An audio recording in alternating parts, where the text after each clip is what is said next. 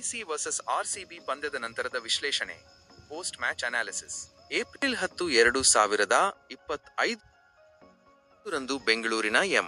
ಚಿನ್ನಸ್ವಾಮಿ ಕ್ರೀಡಾಂಗಣದಲ್ಲಿ ನಡೆದ Delhi capitals, DC ಮತ್ತು ರಾಯಲ್ ಚಾಲೆಂಜರ್ಸ್ ಬೆಂಗಳೂರು ಆರ್ಸಿಬಿ ನಡುವಿನ ಪಂದ್ಯವು ರೋಚಕವಾಗಿತ್ತು. ಅಂತಿಮವಾಗಿ ಡೆಲ್ಲಿ ಕ್ಯಾಪಿಟಲ್ಸ್ 6 ವಿಕೆಟ್ಗಳಿಂದ ಭರ್ಜರಿ ಜಯ ಸಾಧಿಸಿತು. ಈ ಗೆಲುವಿನೊಂದಿಗೆ ಡಿಸಿ ಈ ಋತುವಿನಲ್ಲಿ ಆಡಿದ ಎಲ್ಲಾ 4 ಪಂದ್ಯಗಳನ್ನು ಗೆದ್ದು ಅಜೇಯ ಓಟವನ್ನು ಮುಂದುವರೆಸಿದೆ.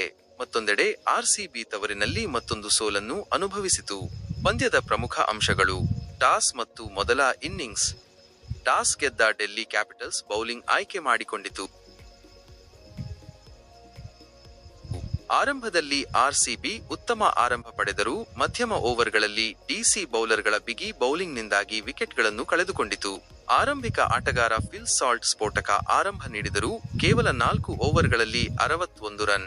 ಆದರೆ ನಂತರ ವಿಕೆಟ್ಗಳು ಉರುಳಲು ಪ್ರಾರಂಭವಾದವು ಮತ್ತು ಆರ್ಸಿಬಿ 13 ಓವರ್ಗಳಲ್ಲಿ 102.5 ರನ್ ಗಳಿಸಿ ಸಂಕಷ್ಟಕ್ಕೆ ಸಿಲುಕಿತು.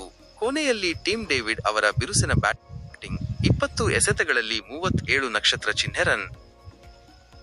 ಆರ್ಸಿಬಿ 20 ಓವರ್ಗಳಲ್ಲಿ 7 ವಿಕೆಟ್ ನಷ್ಟಕ್ಕೆ 163 ರನ್ ಗಳಿಸಲು ನೆರವಾಯಿತು. ಡಿಸಿ ಬೌಲರ್ಗಳಲ್ಲಿ ವಿಪ್ರಾಜ್ ನಿಗಮ್ 2-18 ಮತ್ತು ಕುಲ್ದೀಪ್ ಯಾದವ್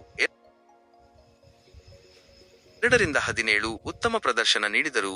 ಎರಡನೇ ಇನ್ನಿಂಗ್ಸ್ ಮತ್ತು ಡಿಸಿಯ ಚೇಸಿಂಗ್ 164 ರನ್ಗಳ ಗುರಿಯನ್ನು ಬೆನ್ನಟ್ಟಿದ ಡಿಸಿ ಸಹ ಆರಂಭದಲ್ಲಿ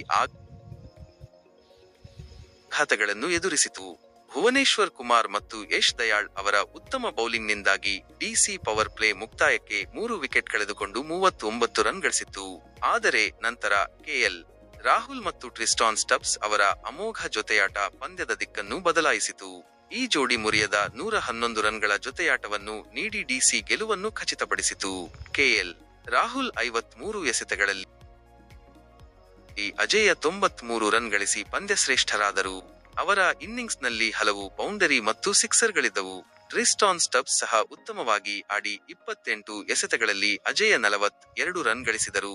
ಆರ್ಸಿಬಿ ಬೌಲರ್ಗಳು ಆರಂಭಿಕ ಯಶಸ್ಸಿನ ನಂತರ ವಿಕೆಟ್ ಪಡೆಯಲು ವಿಫಲರಾದರು. ಪಂದ್ಯದ ವಿಶ್ಲೇಷಣೆ. ಆರ್ಸಿಬಿ ಬ್ಯಾಟಿಂಗ್ ವೈಫಲ್ಯ. ಉತ್ತಮ ಆರಂಭದ ನಂತರ ಮಧ್ಯಮ ಕ್ರಮಾಂಕದ ಬ್ಯಾಟ್ಸ್ಮನ್ಗಳು ಒತ್ತಡಕ್ಕೆ ಒಳಗಾಗಿ ವಿಕೆಟ್ಗಳನ್ನು ಕಳೆದುಕೊಂಡಿದ್ದು ಆರ್ಸಿಬಿ ಸೋಲಿಗೆ ಪ್ರಮುಖ ಕಾರಣವಾಯಿತು. ತವರಿನ ಪರಿಸ್ಥಿತಿಯ ಲಾಭ ಪಡೆಯಲು ಆರ್ಸಿಬಿ ವಿಫಲವಾಯಿತು. ಡಿಸಿ ಬೌಲಿಂಗ್ನ ಶಿಸ್ತು. ಡಿಸಿ ಬೌಲರ್ಗಳು ಮಧ್ಯಮ ಓವರ್ಗಳಲ್ಲಿ ರನ್ಗಳನ್ನು ನಿಯಂತ್ರಿಸುವಲ್ಲಿ ಯಶಸ್ವಿಯಾದರು ಮತ್ತು ನಿರ್ಣಾಯಕ ವಿಕೆಟ್ಗಳನ್ನು ಪಡೆದರು. ಕೆಎಲ್ ರಾಹುಲ್ ಮತ್ತು ಟ್ರಿಸ್ಟಾನ್ ಸ್ಟಬ್ಸ್ ಅವರ ಅದ್ಭುತ ಜೊತೆಯಾಟ. ಒತ್ತಡದ ಪರಿಸ್ಥಿತಿಯಲ್ಲಿ ಈ ಇಬ್ಬರು ಬ್ಯಾಟ್ಸ್ಮನ್ಗಳು ತಾಳ್ಮೆಯಿಂದ ಆಡಿ ತಂಡವನ್ನು ಗೆಲುವಿನ ದರ ಸೇರಿಸಿದರು. ಆರ್ಸಿಬಿ ಬೌಲಿಂಗ್ನಲ್ಲಿ ಸ್ಥಿರತೆಯ ಕೊರತೆ. ಆರಂಭಿಕ ಬೌಲರ್ಗಳ ಉತ್ತಮ ಪ್ರದರ್ಶನದ ನಂತರ ಇತರ ಬೌಲರ್ಗಳು ರನ್ಗಳನ್ನು ನಿಯಂತ್ರಿಸಲು ಮತ್ತು ವಿಕೆಟ್ ಪಡೆಯಲು ವಿಫಲರಾದರು. ಒಟ್ಟಾರೆಯಾಗಿ ಡೆಲ್ಲಿ ಕ್ಯಾಪಿಟಲ್ಸ್ ಈ ಪಂದ್ಯದಲ್ಲಿ ಸಮಗ್ರ ಪ್ರದರ್ಶನ ನೀಡಿತು.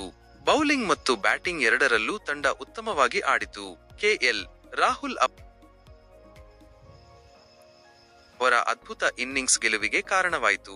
ರಾಯಲ್ ಚಾಲೆಂಜರ್ಸ್ ಬೆಂಗಳೂರು ತವರಿನಲ್ಲಿ ಮತ್ತೊಂದು ಸೋಲನ್ನು ಅನುಭವಿಸಿದ್ದು ತಂಡಕ್ಕೆ ಹಿನ್ನಡೆಯಾಗಿದೆ. ಮಧ್ಯಮ ಕ್ರಮಾಂಕದ ಬ್ಯಾಟಿಂಗ್ ಮತ್ತು ಬೌಲಿಂಗ್ನಲ್ಲಿ ಸ್ಥಿರತೆಯನ್ನು ಕಾಪಾಡಿಕೊಳ್ಳುವುದು ಆರ್ಸಿಬಿಗೆ ಮುಂದಿನ ಪಂದ್ಯಗಳಲ್ಲಿ ಮುಖ್ಯವಾಗಲಿದೆ. ಹೆಚ್ಚುವರಿ ಮಾಹಿತಿ.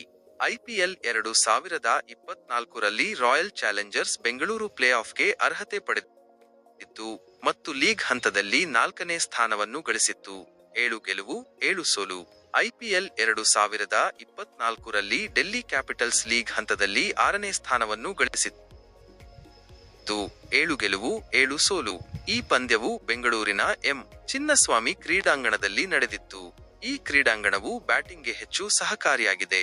ಐಪಿಎಲ್ 2024ರಿಂದ ಇಲ್ಲಿ ನಡೆದ ಪಂದ್ಯಗಳಲ್ಲಿ ಸರಾಸರಿ ಮೊದಲ ಇನ್ನಿಂಗ್ಸ್ ಸ್ಕೋರ್ 193 ರನ್ ಆಗಿದೆ.